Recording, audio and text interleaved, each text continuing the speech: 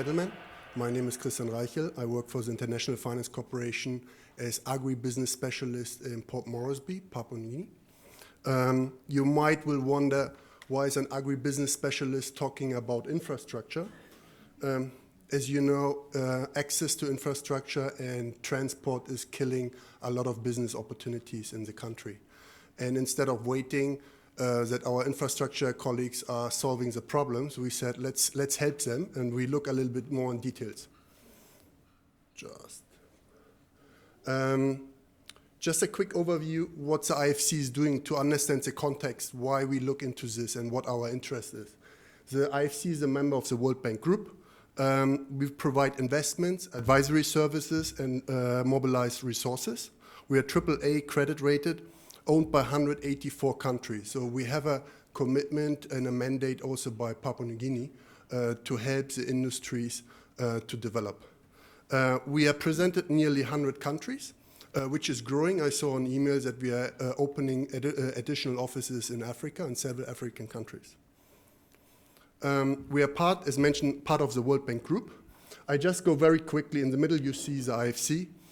We are for the private sector, while on the left side, IBRD, more known as World Bank, is working with the governments. I point this out because you will see both names very strongly in the presentation about the Gulf project. The World Bank Group committed roughly 67 billion US dollar in the last year. Of this, 17.3%, roughly $12 billion is provided by the IFC, and we mobilize an additional roughly $12 billion by private sector. One of our key challenges and targets are really through private sector investments. We want to end poverty, boost shared prosperity, tackle climate change, and really help gender equality.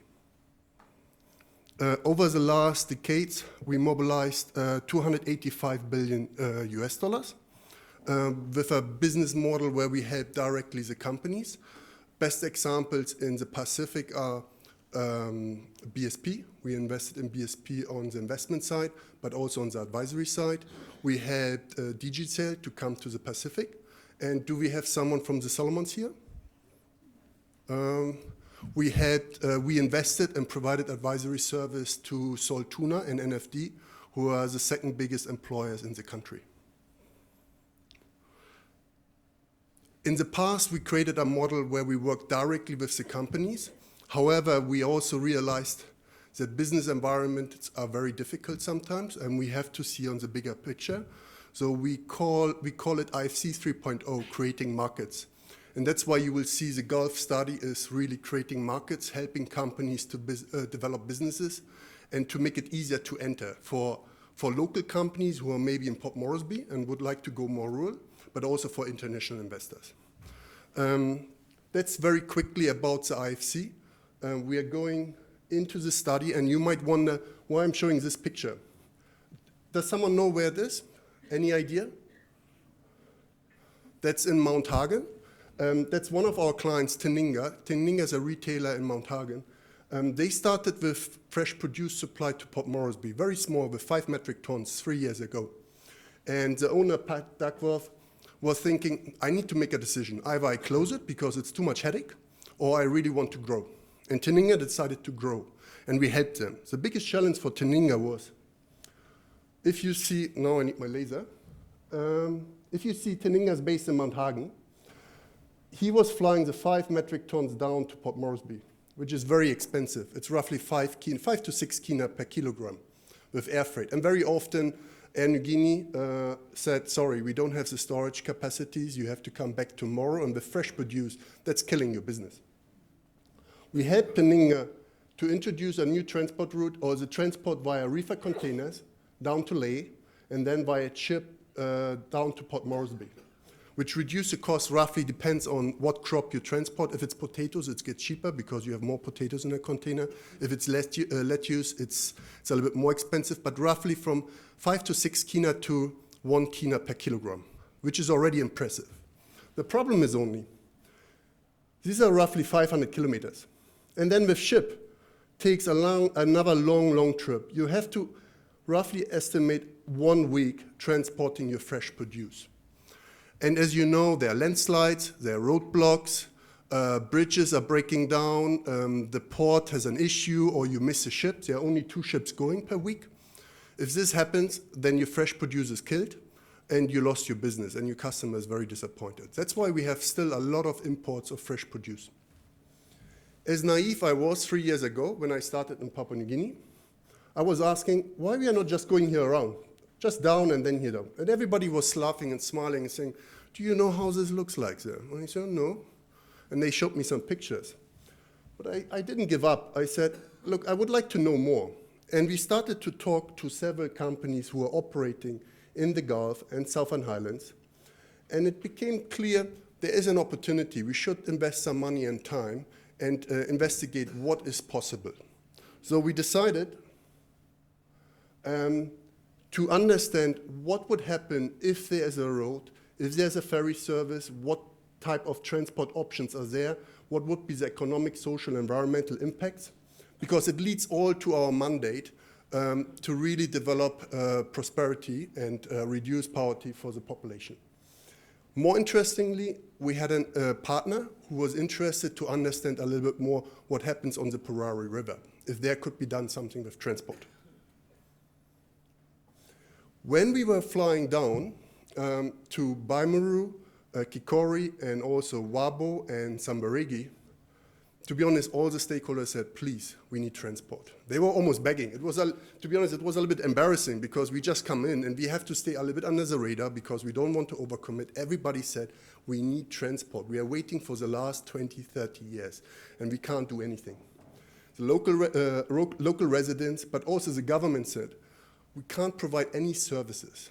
And then you might wonder, because not many people are going to Gulf, why is it so complicated?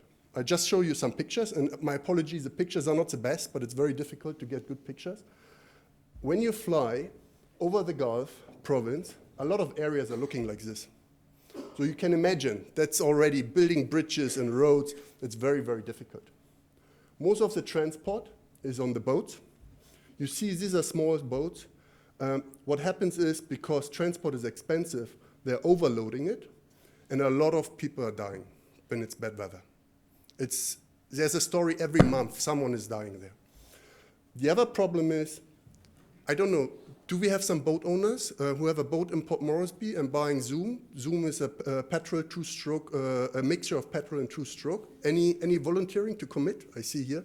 How much is the price for Zoom right now in Port Moresby?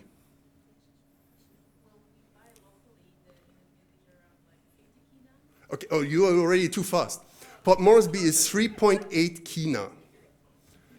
So how much would you be willing to pay still to continue to use your boat going on a fishing trip? Yeah, it's fun, we enjoy. Would you be willing to pay double, triple? In many areas, they are paying 6 or 7 times more than in Port Moresby. So whatever you do on building up jobs and income opportunities, it's eaten up by consumer bills. So it's a hole which never will end, and you pump money in if you don't improve infrastructure to make services cheaper.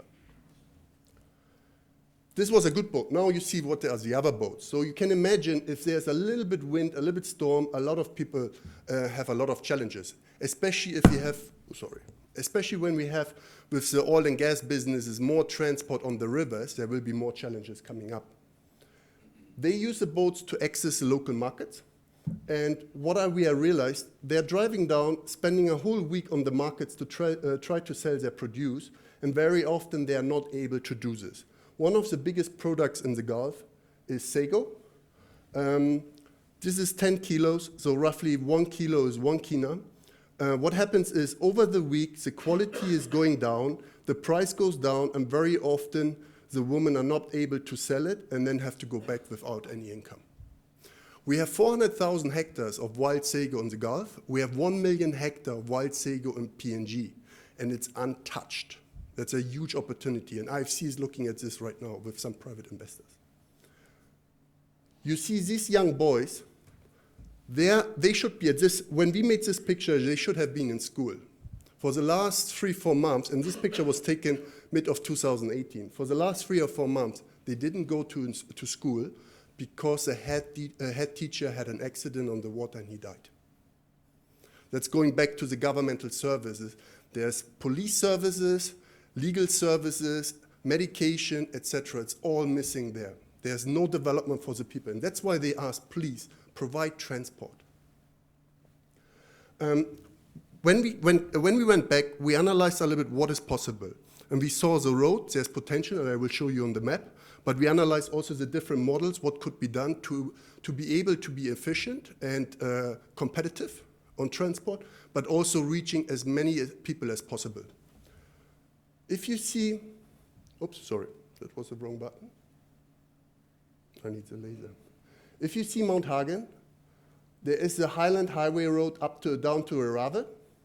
But then what most people didn't know, there's a private road going from Samberegi to Kikori. Just the last 12 kilometers between Arave and Samberegi is still under construction by Oil Search under the tax credits scheme, which is hopefully completed over the next half year, which will be then handed over to the government. This road here is not as bad as people maybe think. It's well designed by engineers. It's a gravel road, sometimes a little bit too thin. It needs to be some maintenance, but it could be used. Going from Mount Hagen to Kikori is roughly 260 kilometers, so roughly half of the length than from Mount Hagen to Leh. What the next challenge would be then in Kikori, or most probably Gobi looks more interesting, to provide the ferry service down to Port Moresby. And we created the different models. The most efficient and cheapest would be directly to Port Moresby. The second model is Kikori to Kerema, then to Port Moresby. Another model is Kikori to Baimaru, Kerema, Port Moresby, and then looking a little bit on the Purari River. Except Purari River, transport, all the models are sustainable and profitable for a ferry service, according to the numbers of potential volume which is expected from the Highlands. However, this would be the most cheapest one, while these ones would have more impact on the population.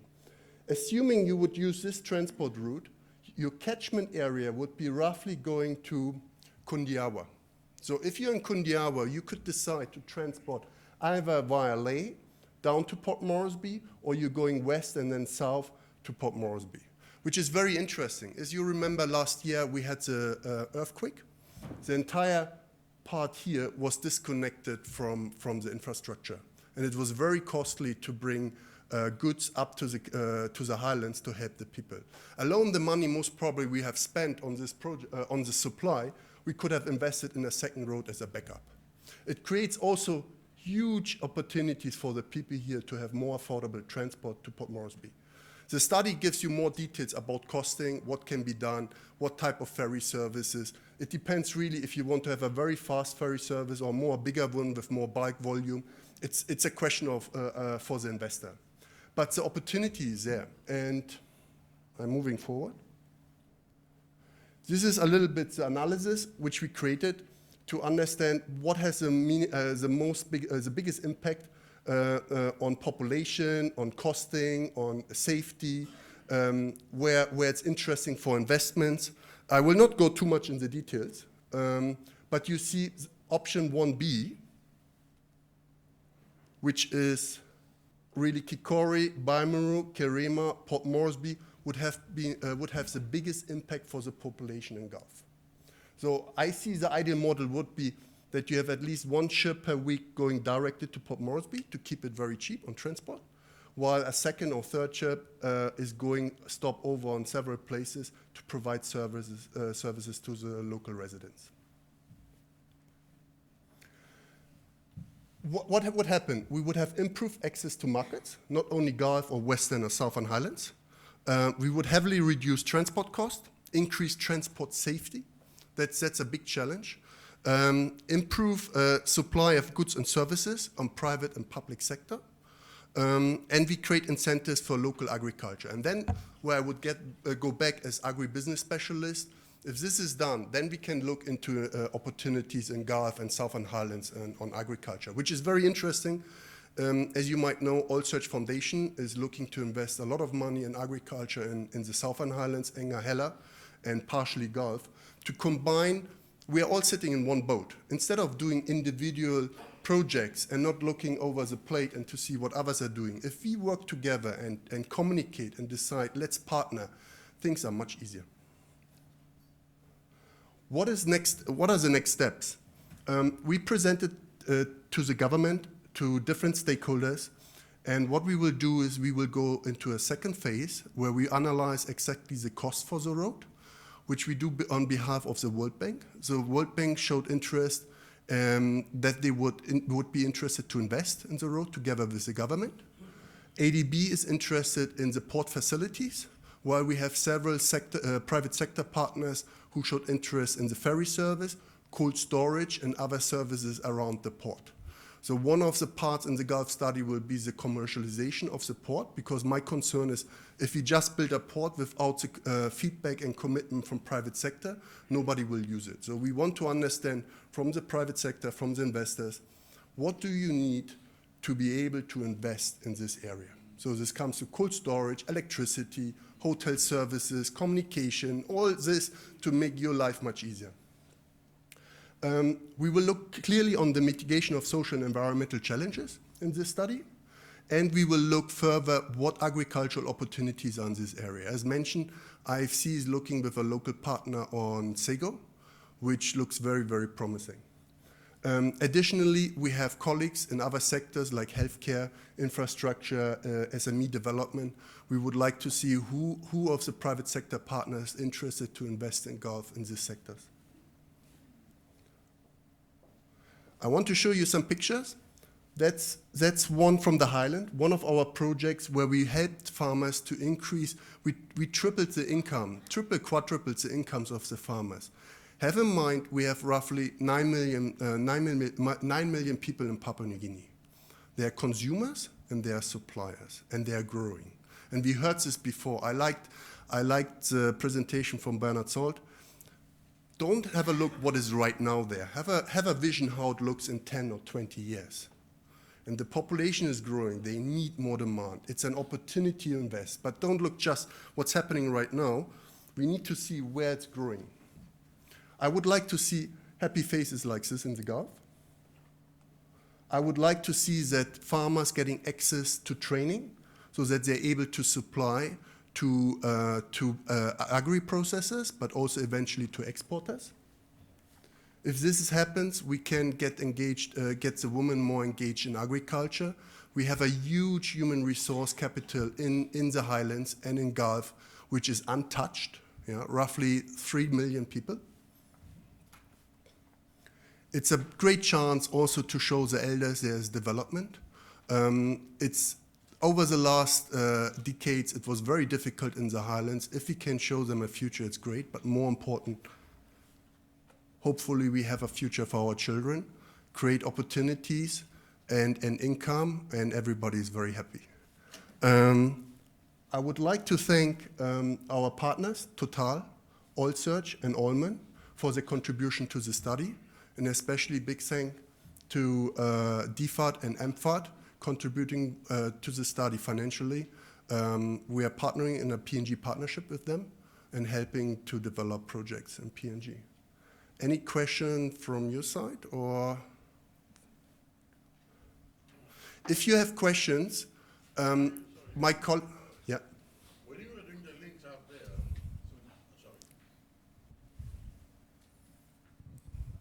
on the road links that you were doing, trying to connect, say, in your presentation, you pointed out Kundiawa, having to go through Montagan and coming down the Southern Highlands and down into Kikori.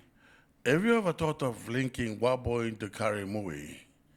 That's where you will open up that Karimui Food Basin, which is it's a very flat area, which has got very rich volcanic soil, and link up with the road that we are building from Chimbu down to link to Karimui. That would be one of the solutions. We partially looked at this. You have seen the one picture with the rivers and the deltas. It's very difficult. I believe let's do projects step by step. because if you want to do everything at once, it never works out. The highest priority we see from Southern Highlands to Kikori and then connecting the ferry service. If this works out and we see impact on the ground, then eventually we could look on the other road. However, this would be a role of the World Bank. Yeah. Because one of the challenges is, and that's very critical, is the government able to maintain the roads? And if we build too many roads, there's more pressure on the government to reserve money for this. So we need to prioritize on which roads are essential. We need to see. It depends really what happens on the ground. If population is growing, more processing, as mentioned in one of the presentations at the beginning, as more rural villages have income and can pay taxes, then we can look in further development. Thank you for your very interesting presentation. Because I'm from Gulf. Our next presentation obviously will build upon what you have presented. Road infrastructure is very important and key to development and empowering of people. Right now, lots of districts and villages in many parts of Papua New Guinea lack connection to the outside world because of lack of infrastructure. So I'm quite interested in your view about Southern Highlands, or Western Highlands, Southern Highlands, and Kikori connection of road. You did make reference to, oil sets, or somebody's constructing road between Erabe and Kikori. That's an important one, and I think government has a plan to connect that road after it is connected to Kerama and then Port Moresby, because it is bigger plan. As I said, it's not a question of maintenance or fear of maintenance that we should stop such important development, because this is a key infrastructure that will enable people to participate. And I encourage World Bank to seriously look at this issue, and not because cost to maintain it as a factor that should decide ultimately what you do or what you don't do, but because this opens up opportunity for everybody. Secondly, the issue of a tax credit scheme. Tax credit scheme is really withholding tax by developers, and they contribute to infrastructure developments in PNG. And it should be pointed out that this has been reviewed last year and this year by government to look at how PNG can optimize the tax credit benefits insofar as controlling it and coordinating it properly between developers and PNG government. So I just want to point out that. Thank you. Thank you. In case there are more questions, we have some colleagues here. John Vivian, sitting far end of the corner. He's our resident rep in PNG. And then Tom Jacobs is also, he's a country manager for the Pacific. So if you have questions, please ask them. We have much more opportunities and projects in the pipeline. For example, Makam Ramu Valley, agriculture commercialization. So if you have more questions as investors, what you would like to do, where we can help, please let us know. So that's my invitation for next time already, to present the other one. Okay, thank you very much.